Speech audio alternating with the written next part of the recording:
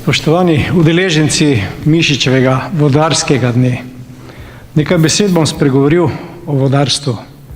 Kaj pravzaprav razumemo pod pojmom vodarstvo? Vodarstvo je stroka, ki združuje širok spekter različnih strok z področja tehnike, naravoslovja, družboslovja. Strokovno področje vodarstva obsega tekoče vode, hudournike, potoke in reke, stoječe površinske vode, jezera in morja ter podzemne vode. Obravnava naravno stanje voda in grajeno vodno infrastrukturo, ki je namenjena varstvu pred škodljivim delovanjem voda, varstvu voda in rabi vode. Vodarstvo je tudi dejavnost. Vodno gospodarstvo nekoč je dobilo širši pomen z definicijo upravljanja z vodami, water management po angleško. Cilj tega je, citiram, doseganje dobrega stanja voda in drugih z vodami povezanih ekosistemov, zagotavljanje varstva pred škodljivim delovanjem voda, ohranjanje in uravnavanje vodnih količin ter spodbujanje trajnostne rabe voda. Slednje pa omogoča različne vrste rabe voda ob upoštevanju dolgoročnega varstva razpoložljivih vodnih virov in njihove kakovosti. Nenazadnje pa je vodarstvo tudi poslanstvo. Živimo na zemlji, kjer voda pokriva 70% njene površine in predstavlja vir življenja in pogoj za obstoj živih bitij. Zagotavljanje trajnostnega upravljanja z vodami, ki bo dolgoročno zagotavljalo zadostne količine vode z ustrezno kvaliteto, je odgovornost, ki jo vodarska stroka prevzema svojo dejavnostjo. Na Mišičevih vodarskih dnevih se vsako leto zbere veliko udeležencev, ki se ukvarjajo z upravljanjem, urejanjem in varovanjem voda. Organizatorji poskušamo z izborom tematike slediti aktualnim dogajanjem v preteklem letu, vendar se žal teme, ko obravnavajo vodne ujme, kot so poplave in suše, pogosto ponavljajo in so tudi letos na programu posveta. Iz prispevkov letošnjega Mišičevega vodarskega dne lahko razberemo, da so v zadnjih 25 letih poplave povzročile škodo v vrednosti 1,75 milijarde evrov in suše 660 milijonov evrov. In glede na klimatske spremembe je realno tudi pričakovati, da bodo vremenski ekstremi ter posledično poplave in suše še pogostejše. To pa obvezuje vodarsko stroko, da pripravlja ukrepe za zmanjšanje njihovih škodljivih posledic. Tudi Mišičev dan je priložnost, da predstavimo strokovna spoznanja in praktične primere ter projekte z področja upravljanja z vodami in urejanja voda.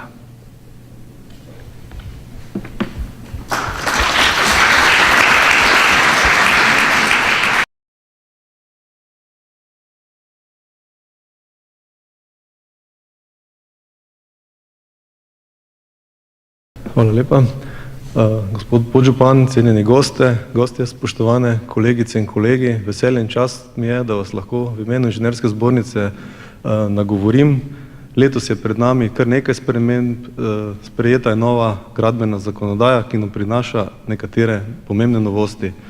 Se pravi, pravila stroke bomo v bodoče morali pisati strokovnjaki sami in to v okviru Inženirske zbornice z pooblastilom ministra. Zato so tako pomembni takšna strokovna srečanja, kot je to današnje, in vso priznanje in čestitke kolegom, ki že 28. organizirajo Mišičev vodarski dan kot eminentni strokovni dogodek. Se pravi, ob tem bi vas pozval, se pravi, da bo nam strokovnjakom sedaj nekoliko drugače, kot je bilo v preteklosti. Če smo v preteklosti govorili, država bi morala to, država bi morala ono, bo stroka pa je prepuščena nam, kar je tudi prav. Mislim, da je za vodarsko stroko izredno pomembno, da je država ustanovila Direkcijo Republike Slovenije za vode. Ustanovila je zelo restriktivno vodarsko zakonodajo, ki nam gradbenikom na infrastrukturi povzroča kar nekaj težav, ampak mislim, da je tako tudi prav. Vode niso nek infrastrukturni objekt, ki smo načrtovali tako kot ceste, so le življenjski prostor. Voda je veliko pomembnejši element, kot so same prometnice. In zato je temu tudi tako prav, da temu damo tako pomemben vidik. Še nekaj bi dodal. V letos, ko smo razmišljali o nagrajencih Inženirske zbornice, smo ugotovili sledeče, da nikoli ni bil nihče nagrajen iz področja izvajalcev. Veseli me, da so kolegi to prepoznali in je iz strani, da je bil nagrajen ne samo s strani izvajalcev, ampak tudi s strani vodarske stroke, gospod Mirko Veronek, za večkratne inženirske dosežke, kar je bilo potem dvojno priznanje. Se pravi, nikoli ni bil sedaj nagrajen izvajalec in še posebej ne vodar. Zato se mi zdi to priznanje izjemno pomembno in vse čestitke temu. Veliko lažje je mostograditeljem, arhitektom, veliko lažje pokažejo svoje dosežke, veliko teže je načrtovalcem, graditeljem vodne infrastrukture, to je veliko nekako skrito. Nekdo lahko načrtuje zelo zahteven vodno-gospodarski objekt ali pa, dobro, izjema so hidroelektrarne, ampak neke čistilne naprave ali pa zahtevne kanalizacijski sistemi, zelo težko se to promovira, čeprav gre za izjemne inženirske dosežke. Zato mislim, da je tudi to potrebno spremeniti. Pa še nekaj, kolegi vodarji v Mariboru so bili vedno tisti, ki so zagotavljali družabnost inženirske in projektantske stroke v Mariboru. To je z leti zamrlo. Zato smo se letos v inženirski zbornici odločili, da organiziramo po vzoru tega, kar je bilo prej v Mariboru, prve zimske športne igre inženirske zbornice Slovenije, ki jo bo organizirala, se pravi, regijska pisarna v Mariboru. In seveda vas pozivam, da se te prireditvi množično udeležite, ki ne bo samo, rekel, družabnega, bo tudi strokovnega značaja in bi bilo res pomembno, da se tega seveda udeležite. To je bilo po vzoru kolegov vodarjev, ki so vsa ta leta za to državnost tudi skrbeli in upam, da nam bodo pri organizaciji tudi letos pomagali. Hvala.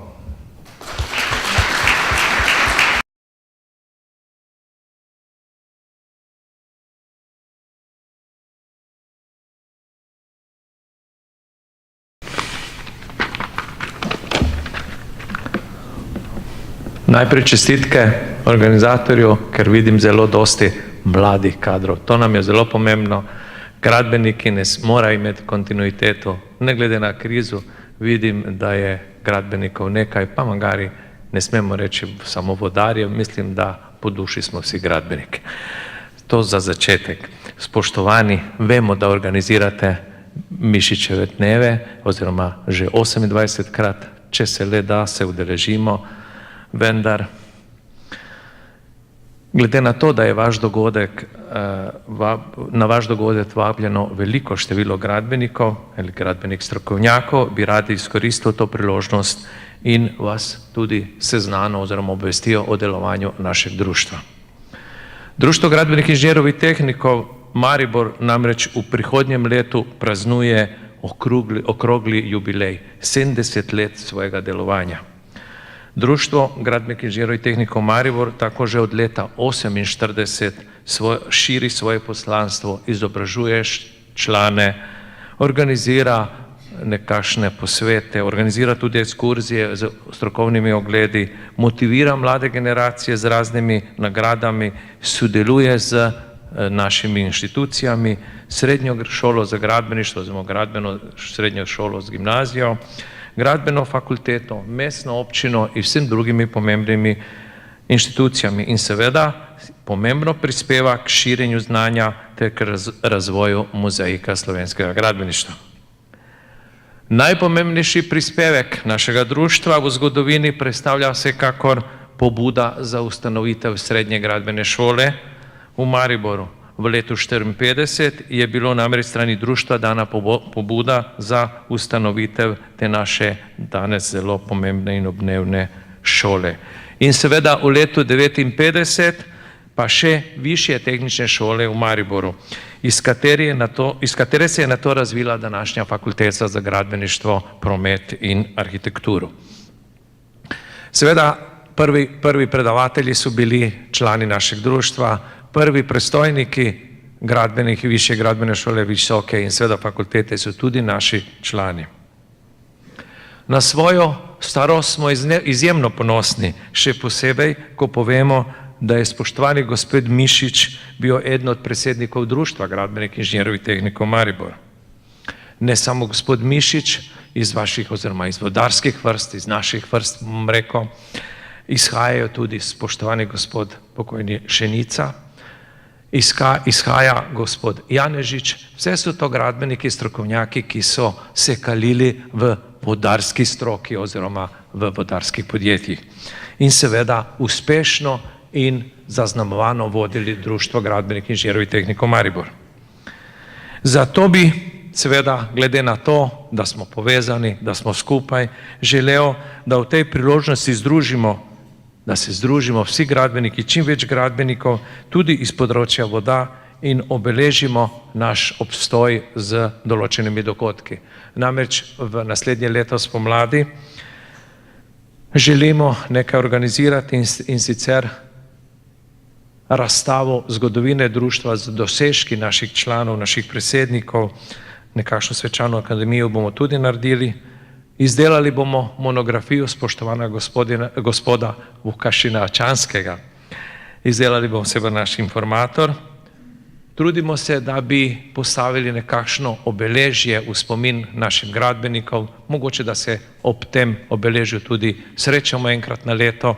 To nam je cilj in seveda organizirati svečano srečanje čim več gradbenikov, da se dobimo z plesom ali kaj podobnega. To so naši cilji, to so naše želje, z vašo pomoč, vašo podporo, vašo moralno podporo bomo naredili še več.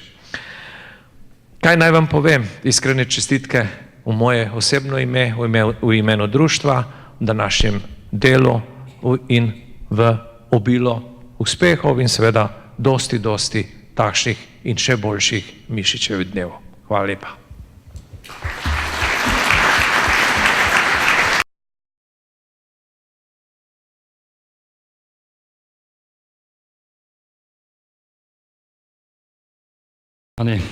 Udeleženci in udeleženke 28. Mišičevih dnevov, iskren pozdrav v imenu Slovenskega društva za namakanje in odvodnjo. Naše društvo ima bogato zgodovino, gotovo je v teh 28 letih tudi bilo aktivno pri Mišičevih dnevih, predvsem pa ustanovljeno je bilo 1950. leta in udeleženo pri vseh pomembnih kmetijskih projektih pri urejanju kmetijskih zemljišč, po podatkih nekje 92.000 hektarov melioriranih zemljišč in okrog 16.000 zgrajenih namakalnih sistemov. Res je, da danes, v današnjem času je veliko teh sistemov zaradi dotrajanosti neuporabnih, nekaj potrebnih prenove, predvsem pa želimo, da bi se zgradilo čim več novih sistemov namakanja v Sloveniji. Seveda društvo zato vidi svojo vlogo tudi danes v današnjem času, da bi skupaj pač spodbujali izgradnjo namakalnih sistemov in v teh območjih, kjer je suša vedno bolj pogost pojav, nekako zagotovili eno stabilno kmetijsko proizvodnjo, predvsem pa pridelavo teh kultur, ki jih na slovenskem trgu v samooskrbi slovenskem primanjkuje, predvsem zelenjadarskih, vrtninskih, pa tudi posameznih poljedelskih kultur. Slovenija je bogata na vodi in ima veliko možnosti pri izgradnji namakalnih sistemov, tako da z vami, ki skrbite za vodni sistem v Sloveniji, se s kmetici zelo hitro lahko povežemo in seveda najdemo rešitve in si postavimo tudi skupne cilje, kako z vodo zagotoviti slovensko hrano, ki jo seveda potrebujemo. Seveda želim današnjemu posvetu veliko uspeha, dobrih zaključkov, vabim pa tudi k sodelovanju z našim društvom, ki ga nekako zopet malo zaganjamo v novem obdobju, ki pa je povezano z izgradnjo res namakalnih sistemov, ne toliko melioriranih zemljišč kot potrebi po namakanju. Hvala lepa.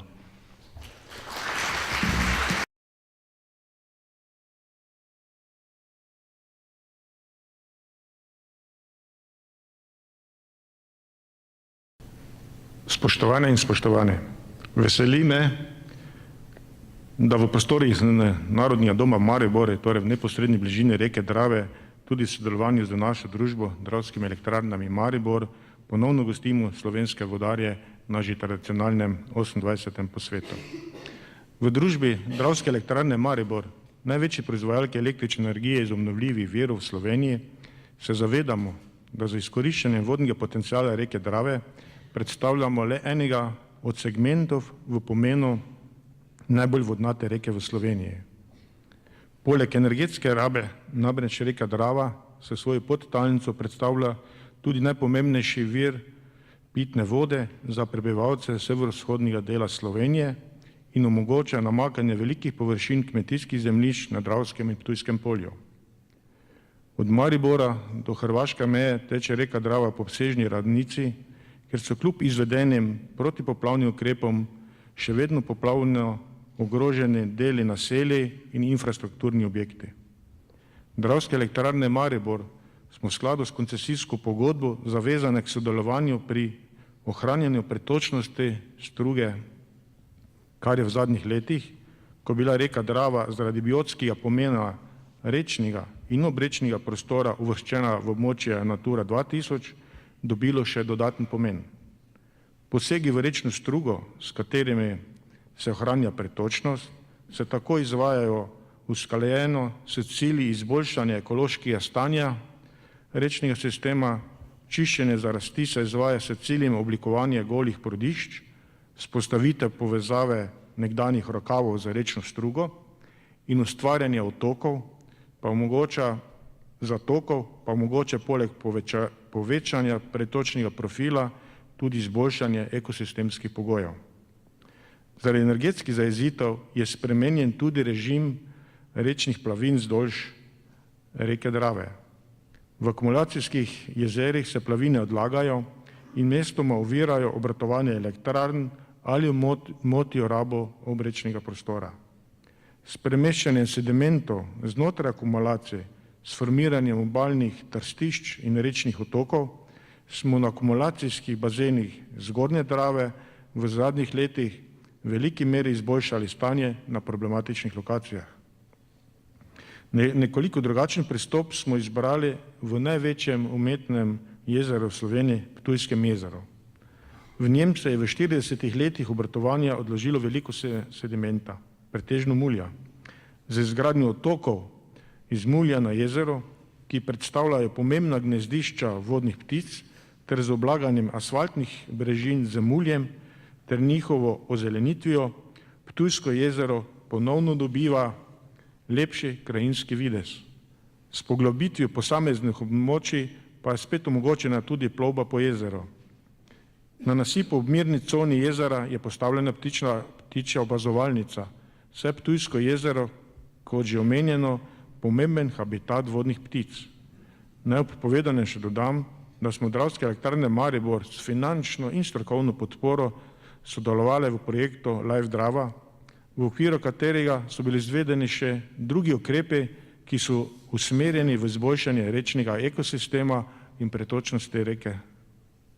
Po izgradnji hidroelektrarn na Dravi je bil zaradi jezovnih zgradb onemogočen prehod vodnih organizmov po reki.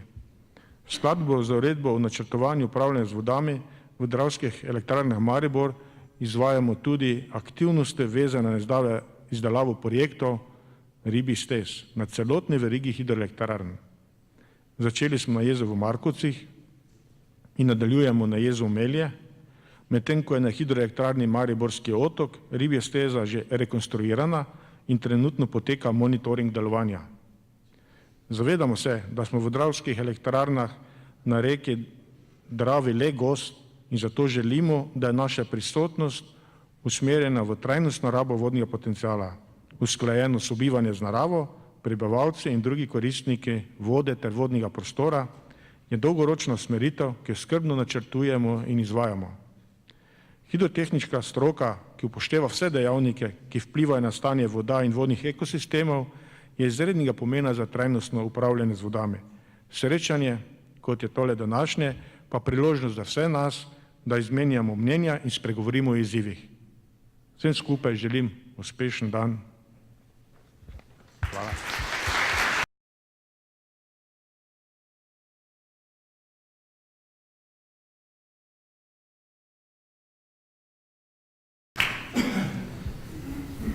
Med nami je tudi predstavnik mestne občine Maribor, podžupan, gospod Saša Pelko, tudi on je želel nagovoriti udeležence, zato mu prisluhnimo.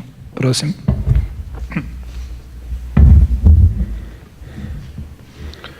Dobro jutro, spoštovani predsednik, spoštovani vsi prisotni. Ko sem gost takšne prireditve, kot je današnja, takšnega dogodka, ki je izrazito strokoven, imam vedno težavo, o čem naj sploh govorim, ampak takrat se seveda začnemo razmišljati o zadevi, ki se nam zdi ponavadi samoumevna, to je voda. Ponavadi se s tem laiki ukvarjamo takrat, ko imamo preveč, premalo, pa ko želimo, da je pitna, pa to ni, to je na srečo predvsem v tujini. Zato se seveda moramo še bolj zavedati vašega poslanstva, to je, s čimer se vsakodnevno ukvarjate in s čimer se širša javnost vse premalo ukvarja, se pravi samo v tistih redkih trenutkih, ki so pa izredno pomembni. Kot je povedal, mislim, naprej predsednik, povzroča se velika škoda tako v sušnih kot v povodnih, več kot milijardo na leto, oziroma mislim, da je bilo 1,75 milijarde, kot ste omenili, tako da zadeva ni zanemarljiva in jaz mislim, da bi morala širša javnost temu posvetiti veliko več pozornosti. Zato se vam za današnji že 28. Mižičev vodarske dneve iskreno zahvaljujem, vam čestitam, da se prav to dogaja tukaj pri nas v Mariboru, da je ta stroka zbrana tukaj in vam želim zelo ploden dan in da boste z današnjim dogodkom doprinesli še izboljšavi sistema vod v Sloveniji. Čestitke in hvala lepa.